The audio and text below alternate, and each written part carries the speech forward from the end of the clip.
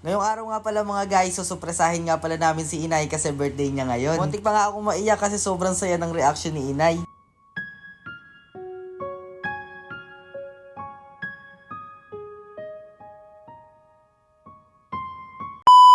Bago nga pala ang lahat mga guys, ako si Lelet, nagalulu ako pero masipag ako. Kaya tara, samahan nyo ako. Ngayong araw nga pala mga guys, ngayon nga pala yung kaarawan ng lola ko na si Inay. February 26 nga pala yung kaarawan ni Inay pero ngayon ko lang nga pala inedit. Kaya pala ngayon ko lang upload mga guys kasi nagkaroon ng problema yung account ko. Pero ngayon okay na kaya makakapanood na kayo ng vlog ko. Pinagpray na nga namin si Inay tapos pinagpray na din namin yung kakainin namin para mamaya.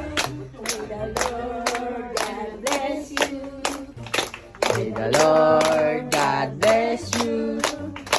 May the Lord and may the Lord God. May the Lord God bless you.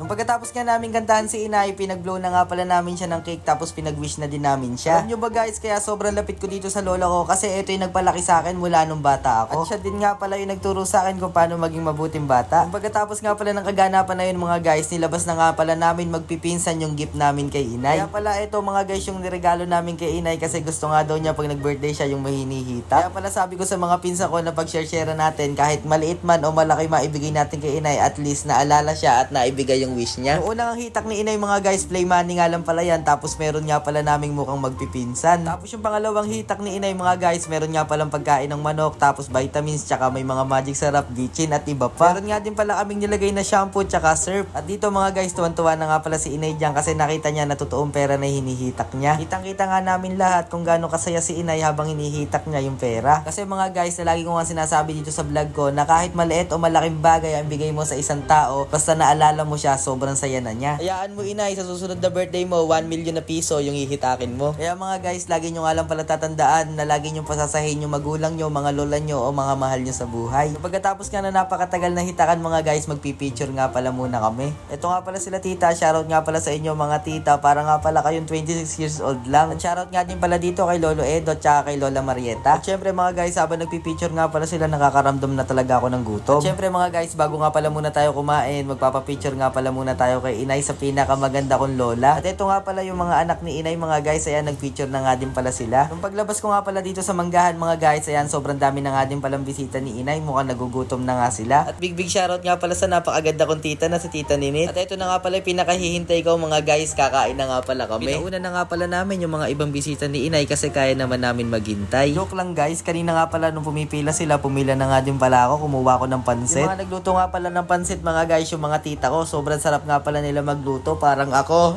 Siyempre mga guys, hindi nga pala ako nakontento, umulit nga pala ako, kumuha ko ng spaghetti tsaka puto. Ay, kachak!